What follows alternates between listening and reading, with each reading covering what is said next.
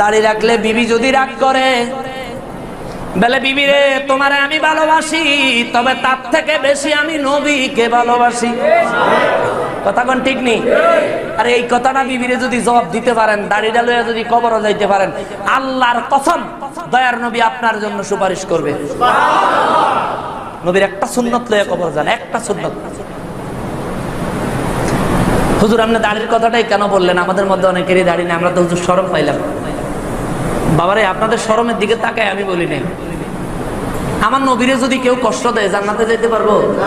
কথা কোন যাইতে পারবো? নবী বলছেন কেউ যদি তার দাড়িতে খুর লাগায়, সেজন্য আমার কলিজায় খুর লাগাইয়া দিল। নাউজুবিল্লাহ বলেন না। দাড়ির কথা বললাম এই কারণে, কারণ সপ্তাহে যারা শেভ করেন তারা 2-3 বারও করা লাগে সপ্তাহে। প্রত্যেকবারই তো নবীর কলিজায় খুর দেওয়ার সমতুল্য অন্যায় গুনায় গুনাহগার হয়ে যাচ্ছে আমরা। সেজন্য বিশেষভাবে অনুরোধ করি, হাত জোড় করে বলি, আল্লাহর ওয়াস্তে দাড়িখানা রেখে দেন।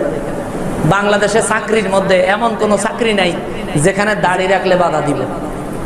দাড়ি যদি আপনি ঠিক মতো রাখেন, ঠিক মতো চলেন, তাইলে কোথাও বাধার সিস্টেম নাই। আপনি দাড়ি রাখার কারণে আপনার যদি কোনো চাকরি চলেও যায়, মনে রাখবেন তার থেকে ভালো চাকরি আপনার জন্য আল্লাহ ব্যবস্থা করে রাখছে। কথা বলেন ঠিক কিনা? কারণ চাকরি কি আপনার কারণে গেছে না নবীর সুন্নতের কারণে গেছে? নবীর সুন্নতের উপর আমল করার হুকুম দিছে কে?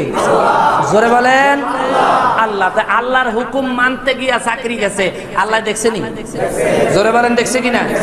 দেখছে। আল্লাহ আপনার আমার জন্য এর থেকে উত্তম ব্যবস্থা করে দিবেন। জোরে বলেন না সুবহানাল্লাহ। আল্লাহ আমাদেরকে কবুল করেন, জোরে বলি আমিন। এই শুহাদায়ে কারবালা মাহফিল কবুল করেন, জোরে বলি আমিন। যাদের চোখের পানি এই শুহাদায়ে কারবালা মাহফিল উপলক্ষে চোখ দিয়ে পানি বের হলো, আল্লাহ তাদের চোখের পানিগুলি জাহান্নামের আযাব থেকে মুক্তির উপায় হিসেবে